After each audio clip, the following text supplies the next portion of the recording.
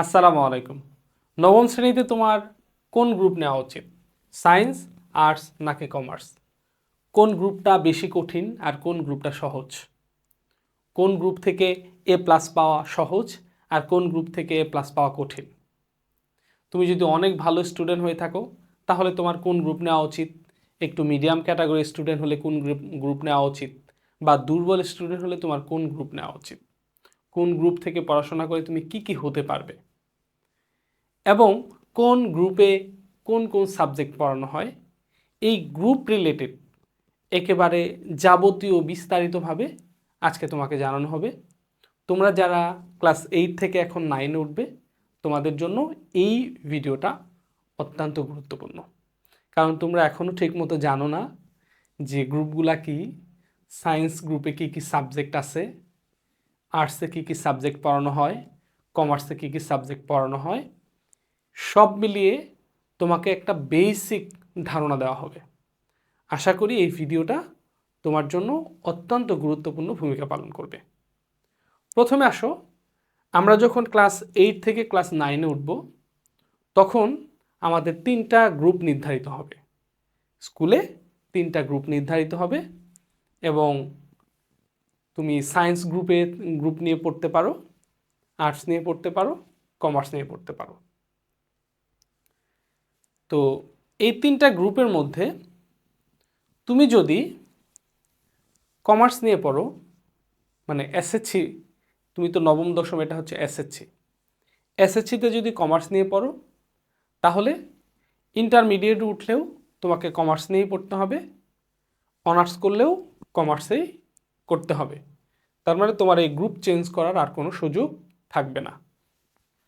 তুমি যদি আর্টস নিয়ে পড়ো তাহলে এসএসসিতে, এটা তো এসএসসি লেভেলের জন্য আর্টস নিয়ে পড়লা, তাহলে তুমি ইন্টারমিডিয়েটেও তোমাকে ওই আর্টস নিয়েই পড়তে হবে, অনার্সেও আর্টসের সাবজেক্টেই পড়তে হবে। তার মানে তুমি আর আর্টস থেকে অন্য কোনো ডিপার্টমেন্টে নিজেকে শিফট করতে পারবে না। এখন আসো সায়েন্স। তুমি যদি এসএসসিতে সায়েন্স নিয়ে পড়ো তাহলে ইন্টারমিডিয়েটে ওঠার পরে তোমাকে অপশন দেওয়া হবে, তুমি চাইলে ইন্টারে সায়েন্স নিয়েও পড়তে পারো, আবার চাইলে কমার্স নিয়েও পড়তে পারো, আবার চাইলে আর্টস নিয়েও পড়তে পারো। তার মানে তোমরা যারা সায়েন্স পড়বে, তোমরা যদি সায়েন্স নাও, সায়েন্স নিলে তাহলে এটা তোমার জন্য, তোমার কাছে একটা সুযোগ থাকবে যে তুমি আর্টসেও যেতে পারবে, কমার্সেও যেতে পারবে। কিন্তু তুমি যদি শুধু আর্টস নাও তাহলে তুমি কখনোই কমার্সে যেতে পারবে না, তুমি সায়েন্সেও যেতে পারবে না। সেই ক্ষেত্রে আমরা যদি এখন একটা সিদ্ধান্ত নেই যে তাহলে তুমি নিজে নিজে সিদ্ধান্ত নাও যে তোমার জন্য কোনটা ভালো হবে। যদি আর্টস নিয়ে পড়ো তাহলে আর অন্য কোনো গ্রুপে শিফট হতে পারবে না, কমার্স নিয়ে পড়লেও শিফট হতে পারবে না, বাট আর্টস সায়েন্স নিয়ে পড়লে যদি তোমার কঠিন লাগে, মনে হয় যে সায়েন্স আমি পারছি না, আমি এই ফ্যাকাল্টির স্টুডেন্ট না, আমাকে দ্বারা এটা হবে না, তাহলে তুমি চাইলে ইন্টারমিডিয়েটে গিয়ে তোমার পছন্দ মতো আর্টস বা কমার্স নিতে পারবে। এই সুযোগটা কিন্তু সায়েন্সে থাকতেছে। এখন এখন আসো যে কোনটা কঠিন আর কোনটা সহজ।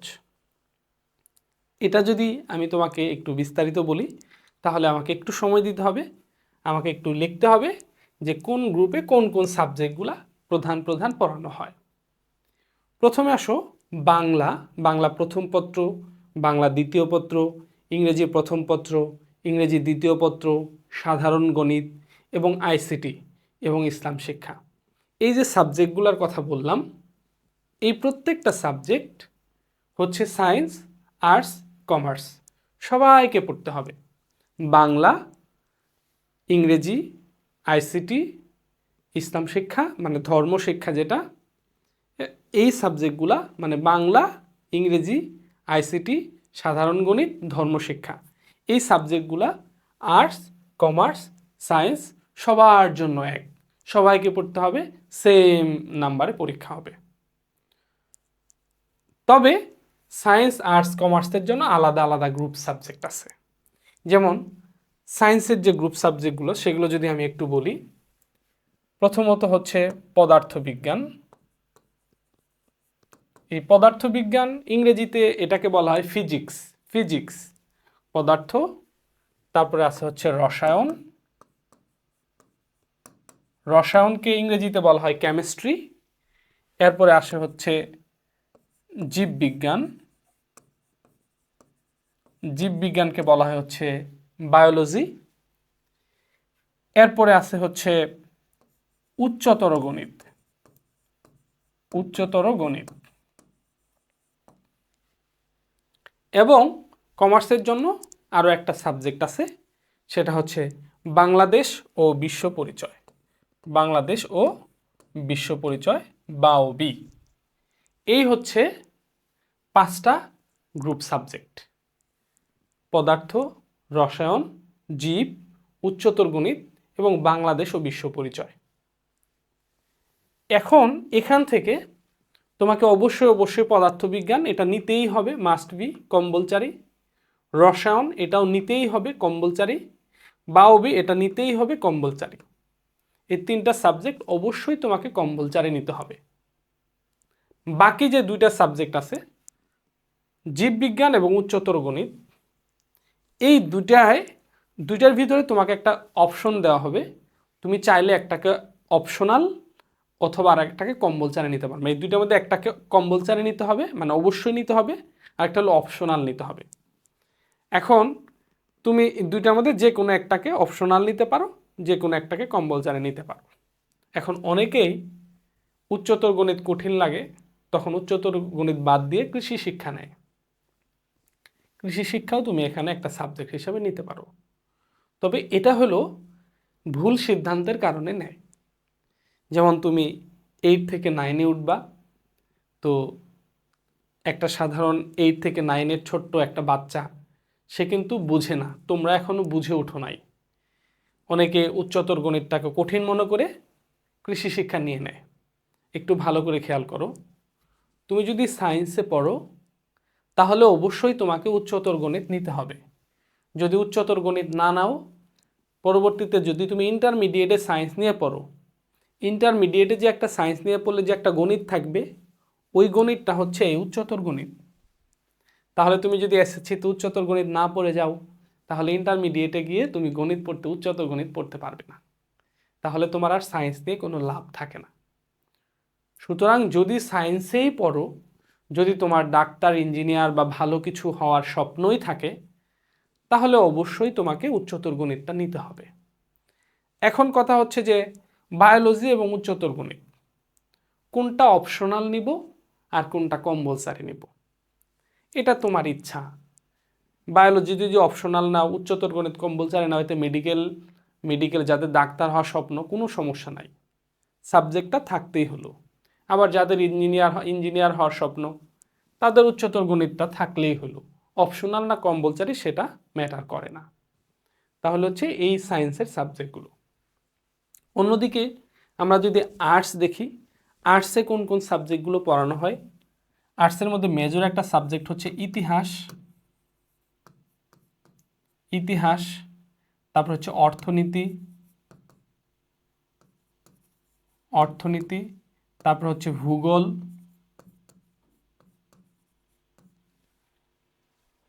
এই সাবজেক্টগুলো হচ্ছে আর্টসদের জন্য গ্রুপ সাবজেক্ট। আরও অনেকগুলো সাবজেক্ট আছে, অত কিছু আমার লেখার দরকার নাই। তো মেজর এই 3টা সাবজেক্ট। আর কমার্সের জন্য মূল সাবজেক্ট হচ্ছে একটা হলো অ্যাকাউন্টিং, অ্যাকাউন্টিং, তারপরে হচ্ছে ফিন্যান্স এবং হচ্ছে ব্যবসা উদ্যোগ।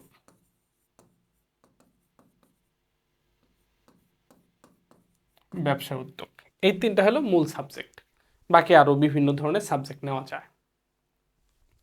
এখন আমরা একটু দেখব যে তুমি আজকের এই ক্লাসটার মাধ্যমে চমৎকার একটা সিদ্ধান্ত নিতে পারবা যে তুমি কোনটা তোমার পড়া উচিত এবং কোনটাতে পড়লে তুমি খুব সহজে A+ পাবা, এটাও তুমি এই ভিডিওটার মাধ্যমে জানতে পারবা। দেখো, ইতিহাস, অর্থনীতি, ভূগোল এবং আরও দর্শন, আরও অনেক সাবজেক্ট আছে, এগুলো কিন্তু বেশিরভাগ হলো মুখস্থ টপিক। অ্যাকাউন্টিংয়ের জন্য অনেক বড় বড় অঙ্ক করতে হয়, একটা অঙ্ক করতে 20 মিনিট সময় লেগে যায়। উত্তর যদি না মিলে 0। ফিন্যান্স, ব্যবসা উদ্যোগ। আচ্ছা দেখো, তুমি হচ্ছে যে এখন আমরা আলোচনা করব যে সায়েন্স, আর্টস এবং কমার্স এই তিনটা গ্রুপের মধ্যে কোনটা থেকে এ প্লাস পাওয়া সহজ, কোনটা থেকে এ প্লাস পাওয়া সবচেয়ে বেশি সহজ। সেটা যদি হয় তাহলে আমি বলবো যে আর্টসের সাবজেক্ট এবং কমার্সের সাবজেক্ট সায়েন্সের তুলনায় তুলনামূলকভাবে সহজ, তবে এ প্লাস পাওয়া কঠিন। আর্টসে এ প্লাস পাওয়া কঠিন এবং কমার্সে এ প্লাস পাওয়া কঠিন। আর্টস এবং কমার্সের তুলনায় সায়েন্সে এ প্লাস পাওয়া সহজ। এখন যদিও তোমরা শুনে এসেছো যে সায়েন্স কঠিন, সায়েন্স কঠিন, যারা দুর্বল স্টুডেন্ট তারা আর্টস কমার্স পড়বে, আর যারা ভালো স্টুডেন্ট তারা সায়েন্স পড়বে। তোমরা যখন ক্লাস 9-এ উঠে যখন গ্রুপ চয়েস করবা তখনও দেখবা যে যারা ক্লাস 8-এ যারা ভালো রেজাল্ট করছে, রোল নাম্বার যাদের আগের দিকে সামনের দিকে তাদের সায়েন্স দিচ্ছে, আর যাদের পরের দিকে তাদের আর্টস কমার্স দিচ্ছে। কিন্তু মনে রাখো, আর্টস কমার্সের তুলনায় সায়েন্সে এ প্লাস পাওয়া সহজ। কিভাবে দেখো, যারা আর্টসে পরীক্ষা দিবে এদের 100 মার্কের পরীক্ষা দিতে হবে।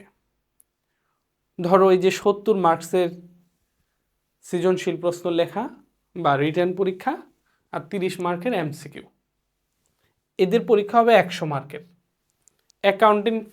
অ্যাকাউন্টিং, ফিন্যান্স, ব্যবসা উদ্যোগ এগুলাও 100 মার্কের পরীক্ষা হবে। এগুলো হচ্ছে 100 মার্কের পরীক্ষা হবে, 100 মার্কের পরীক্ষা হবে।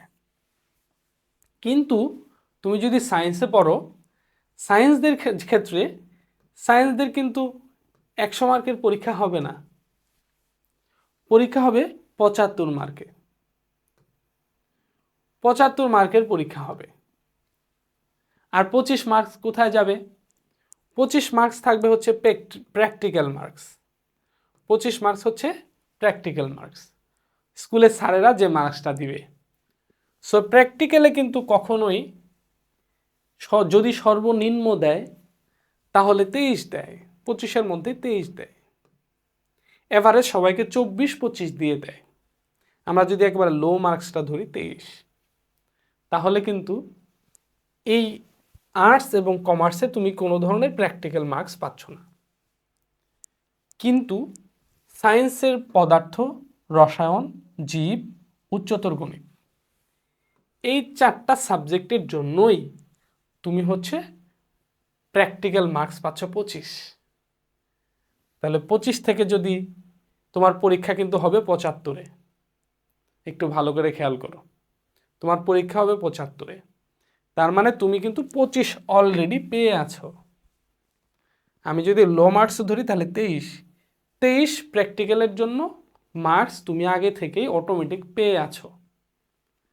বাকি 75-এর মধ্যে এখন তুমি যদি একেবারে একটু কম মার্কসও পাও, 75-এর মধ্যে কত, ধরো 100-র মধ্যে তুমি অলরেডি 23 পাইছো, 100-র মধ্যে তুমি 23 পাইছো, তাহলে হচ্ছে তোমার ধরো 80 মার্কসে এ প্লাস, 80 মার্কসে এ প্লাস।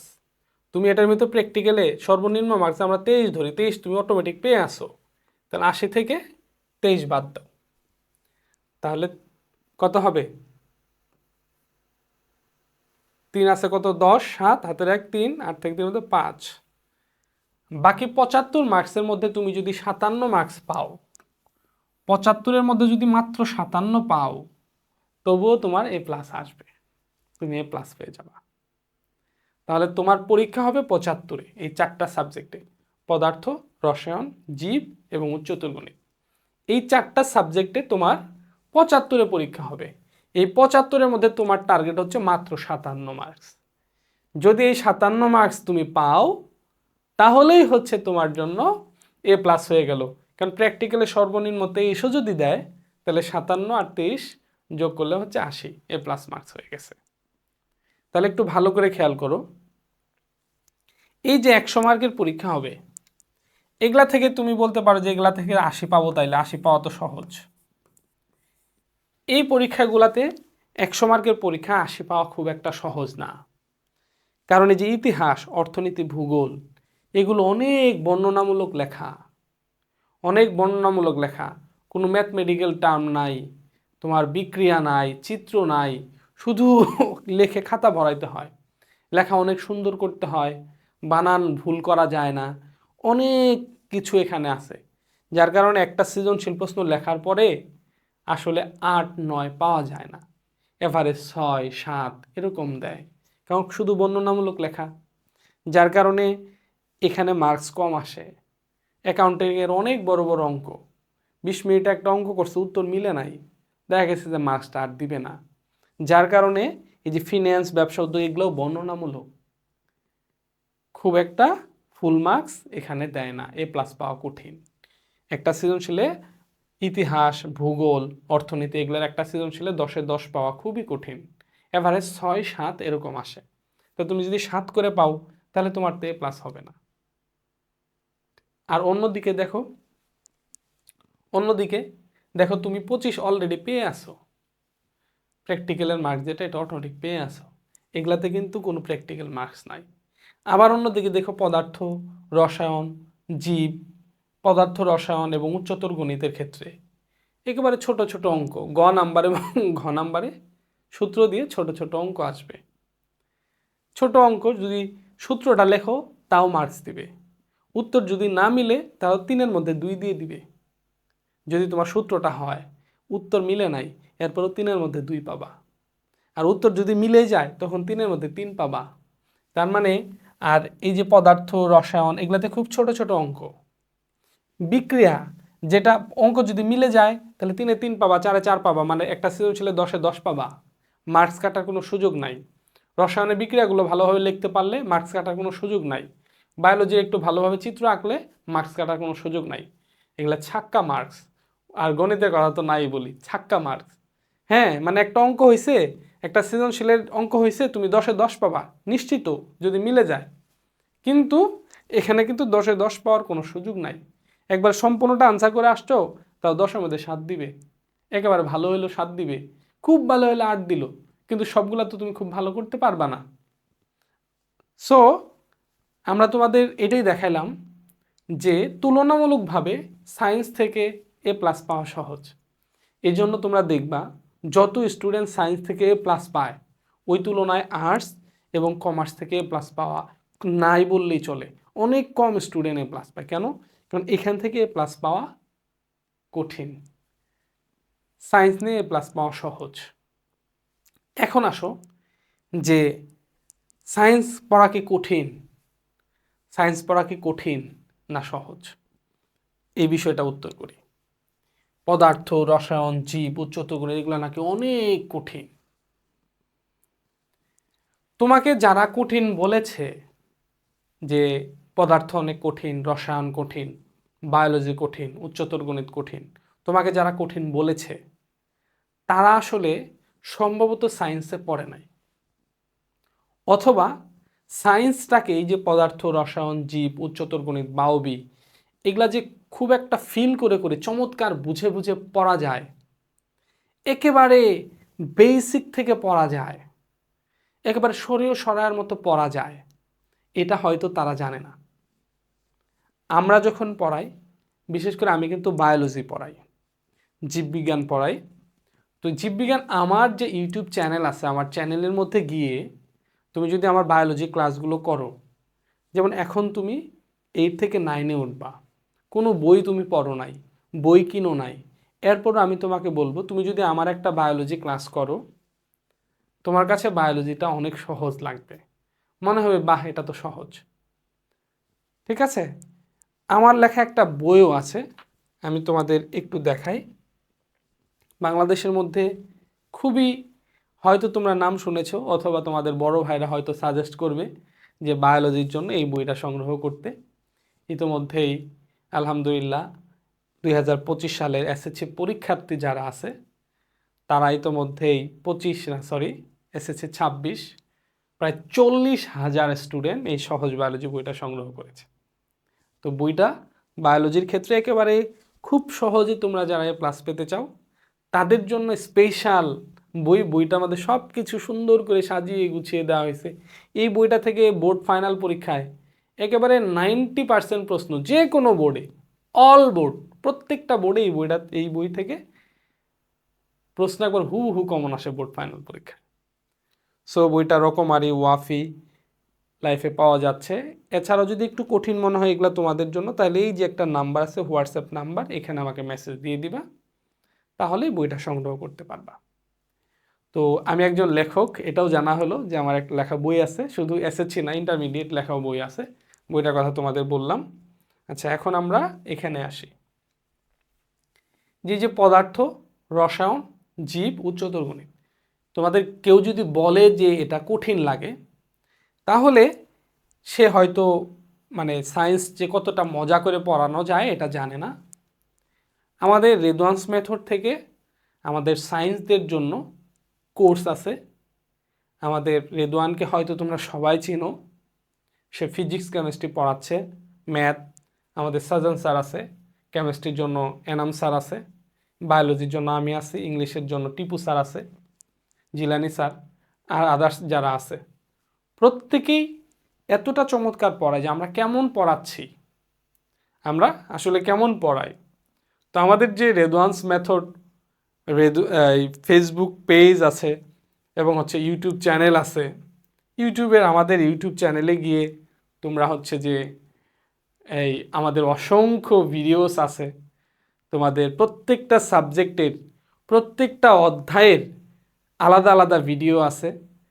যে এমনও ভিডিও আছে যে একটা অধ্যায়ের ভিডিও একবার দেখবা, একটা ভিডিও একটা লেকচারের মধ্যে, একটা ক্লাসের মধ্যে টোটাল অধ্যায় কমপ্লিট করে দেওয়া আছে।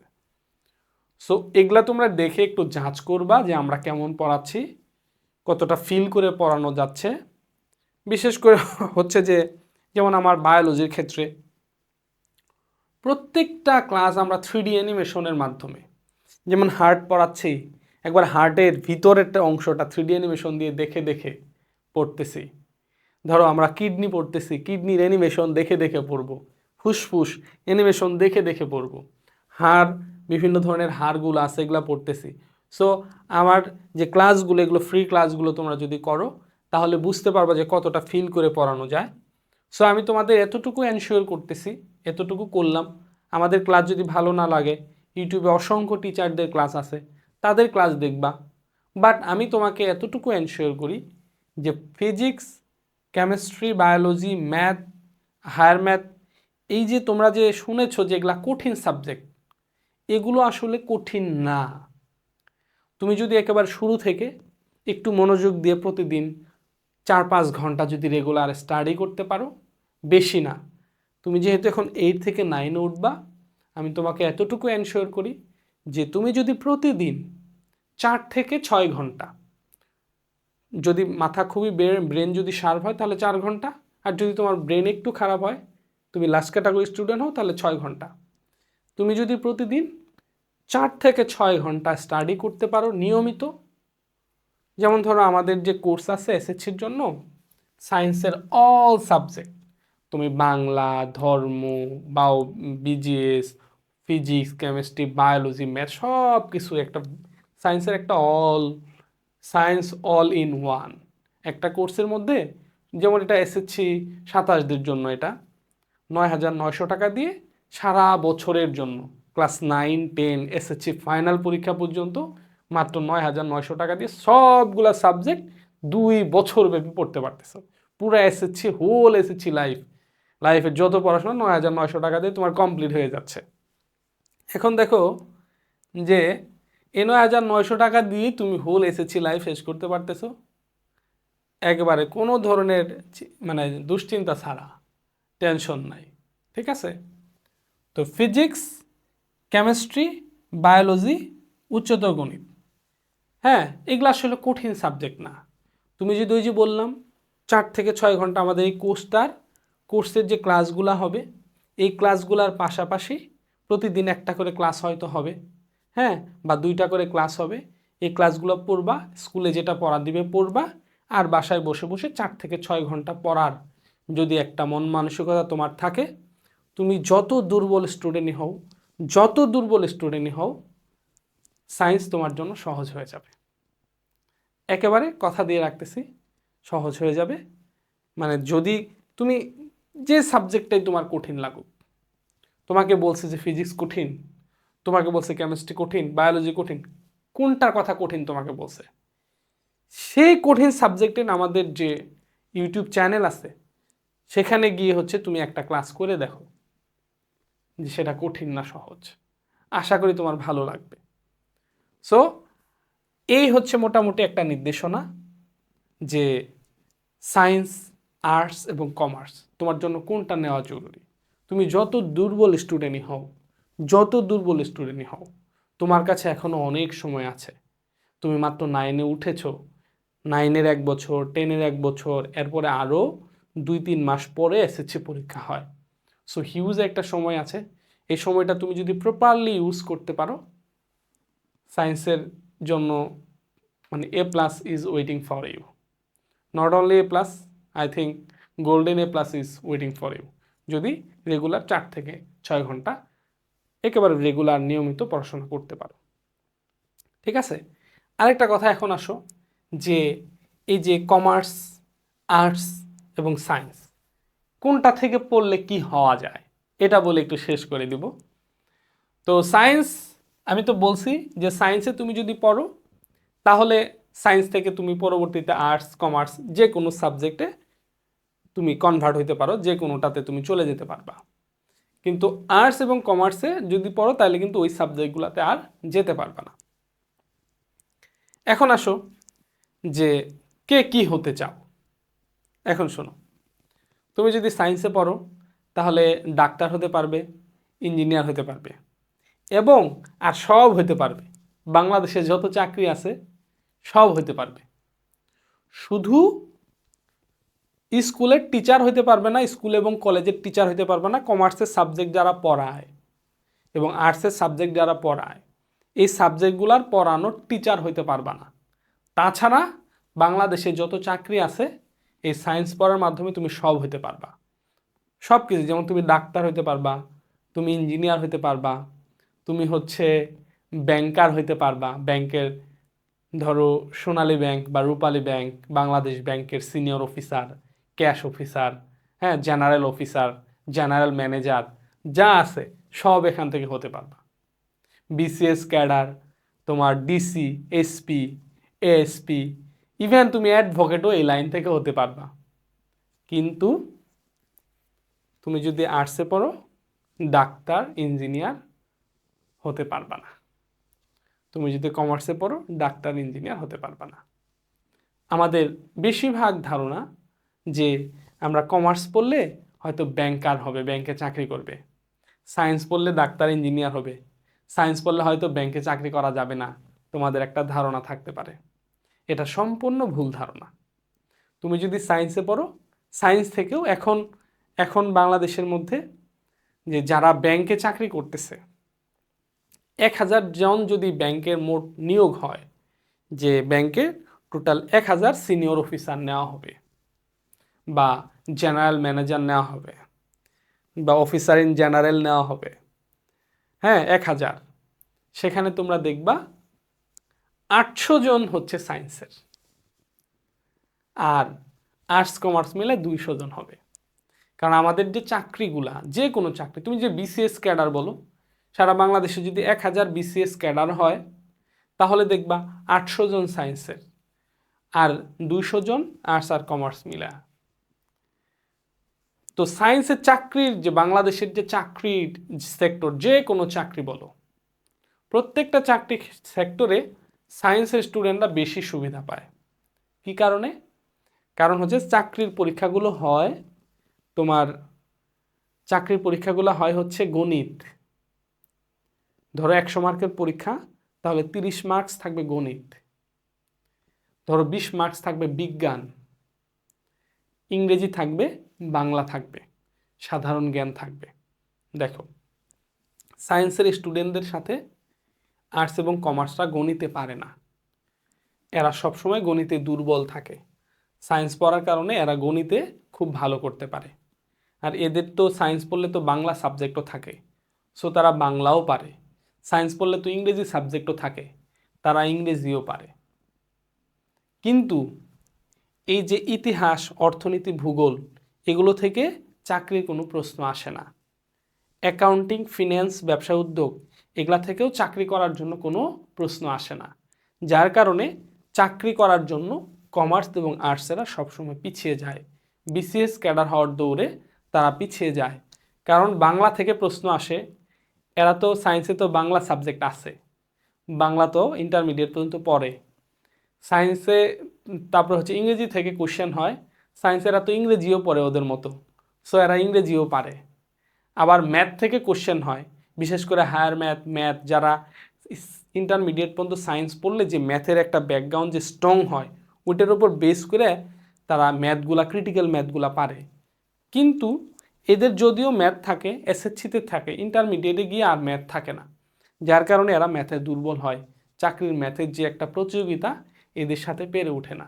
বাংলাদেশের চাকরির বাজারটাই এরকম। দেখো, তুমি যে সায়েন্স, আর্টস, কমার্স যেটা নিয়েই তুমি পড়ো, শেষ পর্যন্ত তোমার উদ্দেশ্য কিন্তু ভালো একটা চাকরি। তো ভালো একটা চাকরি, তাহলে শেষ পর্যন্ত যে চাকরি হয়, তাহলে চাকরির পরীক্ষা দিয়ে চাকরি নিতে হবে। তাহলে চাকরির পরীক্ষাতে সব সময় সায়েন্সেরা এগিয়ে থাকে। আমি জাস্ট বাংলাদেশের এভারেজ একটা পরিসংখ্যান তোমাকে দিয়েছি, যে 1000 জনের একটা নিয়োগ চাকরি হলে সেখানে 800 জন সায়েন্সের স্টুডেন্টদের চাকরি হয়, আর 200 জন আর্টস এবং কমার্স থেকে হয়। সো চাকরি শেষ পর্যন্ত আমাদের পড়াশোনার উদ্দেশ্য কিন্তু চাকরি করা। তো সেই সুবাদে হলো কমার্স, আর্টস এবং সায়েন্স, তিনটা সাবজেক্টের, এই তিনটা গ্রুপের মধ্যে অবশ্যই সায়েন্সটা উত্তম, অবশ্যই সায়েন্সটা উত্তম এবং সায়েন্সটা উত্তম। তোমাকে সায়েন্সই নেওয়া উচিত, তুমি যত দুর্বল স্টুডেন্টই হয়ে থাকো। তোমার A+ পাওয়ার নিশ্চয়তা, আমি তোমাকে এটাও বলছি, যেই তিনটা সাবজেক্টের মধ্যে তুমি A+ পেতে চাও, এই কমার্স এবং আর্টসের তুলনায় সায়েন্সে A+ পাওয়া সহজ, কারণ এখানে প্র্যাকটিক্যাল মার্কস আছে। আর্টস এবং কমার্সের সাবজেক্টগুলোতে কোনো প্র্যাকটিক্যাল মার্কস নাই, এবং সায়েন্সের সাবজেক্টগুলোতে সহজে একটা সৃজনশীলে 10-এ 10 পাওয়া যায়, কিন্তু আর্টস এবং কমার্স থেকে কখনোই 10-এ 10 পাওয়া সম্ভব না। সো সব কিছু যদি বিবেচনা করো, তাহলে তোমার সায়েন্স নেওয়া উচিত। আর তুমি যদি এটাই সিদ্ধান্ত নাও শেষ পর্যন্ত এবং সায়েন্স নিয়েই পড়ো, তাহলে তুমি সব ডিপার্টমেন্ট, সব কিছু হতে পারবা। তুমি সায়েন্স থেকে পড়ে অ্যাডভোকেট হওয়া যায়, হতে পারবা, সুযোগ আছে। তুমি হচ্ছে সায়েন্স থেকে পড়ে তুমি আর্টস এবং কমার্সের, ওরা যা হইতে পারবে, বিসিএস ক্যাডার তুমি হইতে পারবা, ডাক্তার হইতে পারবা, ইঞ্জিনিয়ার হইতে পারবা, অনেক কিছু হইতে পারবা। সো তোমরা যদি সিদ্ধান্ত আজকে থেকে একটা চমৎকার একটা সিদ্ধান্ত নিয়ে ফেলো যে অবশ্যই সায়েন্স নিয়ে পড়বা, আর যদি তুমি সায়েন্স নিয়ে পড়ো, তাহলে তোমার সায়েন্সের যাত্রাটাকে একেবারে সহজ করে দিবে হচ্ছে আমাদের science in all in one basic to pro course, যেখানে physics, chemistry, math, biology, higher math, English, Bangla, ICT, যে সব সাবজেক্ট তুমি পড়তে পারবা। তো আমাদের কোর্সে ভর্তি হওয়ার জন্য, যদি ভর্তি হতে চাও, তাহলে হচ্ছে এই যে একটা নাম্বার দেওয়া আছে, চমৎকার একটা হোয়াটসঅ্যাপ নাম্বার দেওয়া আছে, এই নাম্বারটাতে হচ্ছে তোমরা মেসেজ করবা, এবং এখানে আর একটা নাম্বার দেওয়া আছে, এই নাম্বারে তোমরা সরাসরি কল করতে পারো, অথবা গুগলের মধ্যে redvancemethod.com লিখলেই ওয়েবসাইট আসবে, সেখান থেকেও কোর্সটা পারচেস করতে পারো। আর সবাই জানো যে রেদওয়ান্স মেথড ফেসবুকে অনেক বড় গ্রুপ আছে, পেজ আছে, ইউটিউব আছে, যে কোনো জায়গায় এই যে রেদওয়ান্স মেথড লেখে, বা হচ্ছে বেসিক টু প্রো, এই যে রেদওয়ান্স মেথড লিখে তুমি সার্চ দিলেই পেয়ে যাবা, নো প্রবলেম। আর আমার বই সম্বন্ধে যদি বিস্তারিত জানতে চাও, তাহলে সহজ বায়োলজি, এটা ইউটিউবে লেখো বা গুগলে লেখো, চলে আসবে ভিডিওস, অনেকগুলো ভিডিওস আসবে, এই বই সম্বন্ধে তুমি জানতে পারো, বা আমার হোয়াটসঅ্যাপ নাম্বারও আছে। আর কোর্সে ভর্তি হওয়ার ক্ষেত্রেও তোমরা চাইলে আমাকেও হোয়াটসঅ্যাপে মেসেজ দিতে পারো। তাহলে তোমার সায়েন্সের যাত্রাটাকে স্মুথ করবে, সুন্দর করবে আমাদের এই কোর্স। যদি ভালো লাগে অবশ্যই আমাদের কোর্সে ভর্তি হয়ে গিয়ে যাবা। তো আজকের এই দীর্ঘ আলোচনা শেষে আমি হয়তো তোমাকে এটা বোঝাতে সক্ষম হয়েছি যে তোমার জন্য সায়েন্স নেওয়া উচিত। সায়েন্সে যেমন সহজে A+ পাওয়া যায়, সায়েন্সে রেগুলার 4 থেকে 6 ঘন্টা স্টাডি করলে গোল্ডেন A+ পাওয়া সম্ভব। আর তোমার এই যাত্রাটাকে সহজ করে দিচ্ছে আমাদের এই রেদওয়ান্স মেথডের science all in one basic to pro. তো আশা করি তোমরা আমাদের সঙ্গে যুক্ত থাকবে। আজকে তোমাদের তোমাদের ভালো একটা রেজাল্ট তোমরা করবে, এসএসসিতে A+ বা গোল্ডেন A+ পাবে এমন একটা প্রত্যাশা রেখে আজকে বিদায় নিচ্ছি। আসসালামু আলাইকুম।